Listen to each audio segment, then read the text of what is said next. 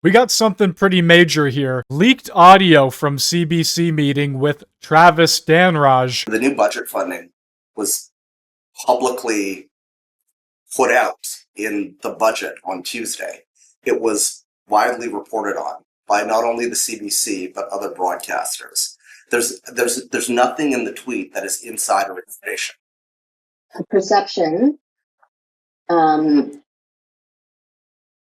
of a unionized employee criticizing their employer. It is an employee who has a personal stake in the matter, whose job is part of it. And that tweet could or could not be based on information that you know as an employee. So the issue is, does this post meet the standards of integrity? Does it meet the conflict of interest and the code of conduct? Yeah. Those are the questions. And I firmly stand by the fact that it does. Do you understand the concern with this post as it relates to the principle of integrity?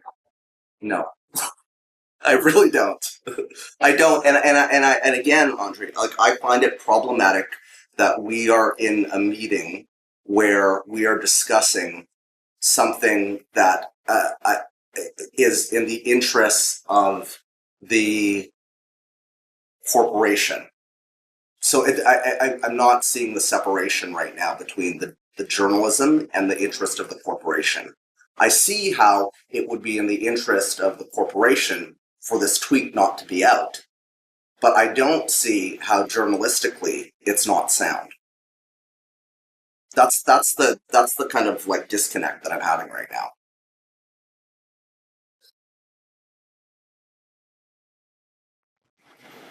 I just want to get some clarity on something here. Because this tweet came out of a request for an interview that came from the team for the show, and so I didn't watch the show that night. So was there coverage of the budget, or was there going to be coverage of the budget, or was that not part of the? We had an editorial discussion, which was part of, and the entire team was part of, as to whether or not now was the correct time, since there was a significant development with the release of the federal budget and the new money, to put a request in for Catherine Tate. We had been discussing putting in a request in for some time, and we thought that there was a news hook to it because of the new development. So that's when the green light was given by and it was a team consensus that we would put this request in.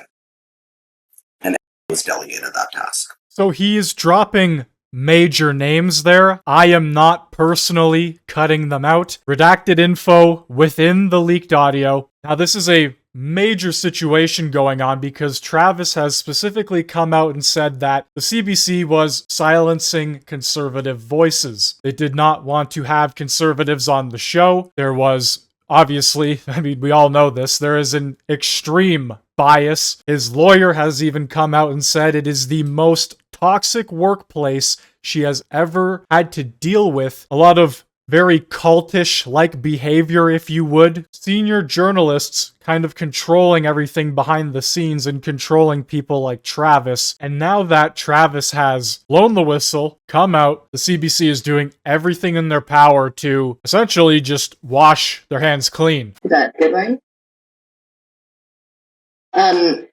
So, let me answer that.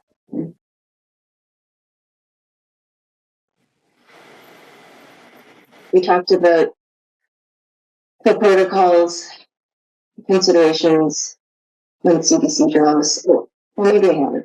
What's your understanding of the protocol and considerations when CBC journalists are covering the CBC?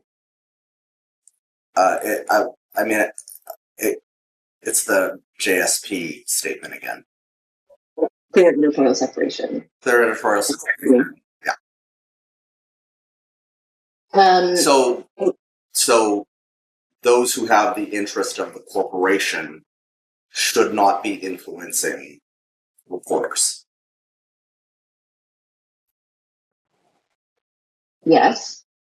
Yeah. And if that is happening, that kind of goes against like some core fundamentals of the public broadcast. So other other aspects of the DSP, as I mentioned, which is that principle of integrity and the perception of who has a stake in the market. And real perceived impartiality, because as I mentioned, you are employed and you're criticizing your employer. Hit that like button if you want to see the CBC get shut down. It shows that the CBC Corporation has a disturbing level of control over their journalists, says Travis Donraj's lawyer. And on top of that, we have this message from Pierre Poilievre. Let's get this straight. While rampant violent offenders are released hours after their most recent charges and anti-Semitic rioters vandalize businesses, terrorize daycares, and block traffic without consequences, the Crown wants 7 years prison time for the charge of mischief for Tamara Leach and Chris Barber. How is this justice? Locking up Tamara Leach for 7 years would be shameful retribution. It wouldn't just be shameful, it would show purely how much our country has declined over the past 10 years. It would show how corrupt, truly corrupt, beyond corrupt the justice system is. But with this guy as our public safety minister, I really don't expect anything else. U.S. Senators, Republican and Democrat, just had a meeting with Mark Carney. Let's take a listen to what they have to say. We want to work with all sides, the executive branch in both countries, to get some stability back in the economy in the United States and in Canada. I made a couple of suggestions. The first is we ought to be trying to reinvigorate the U.S., Canada, Mexico agreement. And all of my colleagues share that view. This is something that we've had a considerable amount of success with since it was written during the Trump administration, and we ought to strengthen it. We ought to build it, not get rid of it. That's number one. Two other points that I'd mentioned that I think would help to build trust. We talked about the digital services tax. You all, to your credit, said you're not going to collect it. I asked that Canada move as quickly as possible to get a law passed in Parliament, making sure that it's gone permanently. The Prime Minister was receptive to that. He said he would get on it in the fall. So I think that's number one. You should do what we ask immediately. Okay, we'll get right to that. In a couple months from now, though. Plant after plant is closing down, laying off workers. The Liberal Party for months now has screamed to the top of their lungs, we are in a crisis, guys. It is game over for us if we don't get our shit together. And when US senators say, here are some things you can do to help bridge the relationship, to help fix things. Well, yeah, we'll get right to it. Don't worry. In the fall, though. In the fall. After a few more plants close down, after a couple more 100 workers lose their jobs, after we repeat ourselves time and time again that we are fighting for Canadians. So I'm Catherine Cortez Masto from Nevada. Nevada has a great partnership with Canada. Has traditionally and will continue to do so. It's not just around travel and trade and conventions, and I will say we are seeing a decrease in the travel from Canadians to Nevada. 30% of our international travel are Canadians, and we're seeing an impact to our state. But it's not just about the travel and tourism and trade. That's a great partnership for us. The state of Nevada has an incredible partnership with Canada because right now there's 183 Canadian companies in the state of Nevada, and they employ almost 17,000 people. We have a sister partnership with the province of Ontario. To work on advanced manufacturing, critical minerals, energy. And there traditionally has been that great partnership with Canada.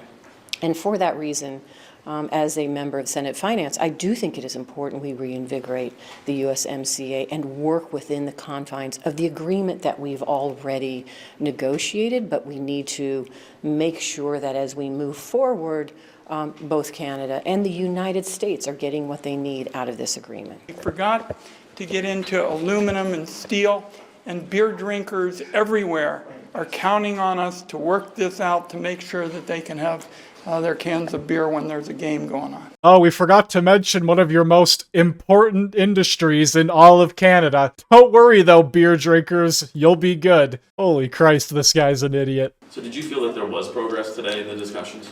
Definitely. And the reality is that everybody is waiting. In effect, we hear from our constituents, we hear from colleagues that there is a project, for example, that is on hold because people are waiting to see if there'll be an agreement, a deal, to characterize it in Donald Trump's language. And I felt that this was very constructive, and it was all about dealing with the trust that my colleagues are talking about. And we had concrete ideas where both sides are looking like they want to pursue constructive solutions, and that was progress. So once again, a lot of talking and no action. You can say you want to pursue this solution all you want, but until a deal has been finalized, who cares what you have to say? And that was progress. We also have liberal conservative Doug Ford here after a premier's meeting with Indigenous leaders. Look at the pandering from this guy. He's literally no better than Trudeau at this point. He might as well start putting feathers in his hair. Anyway, I'd like to know what you think down in the comments section below. Hit that like button, hit that sub button, and thank you very much for watching.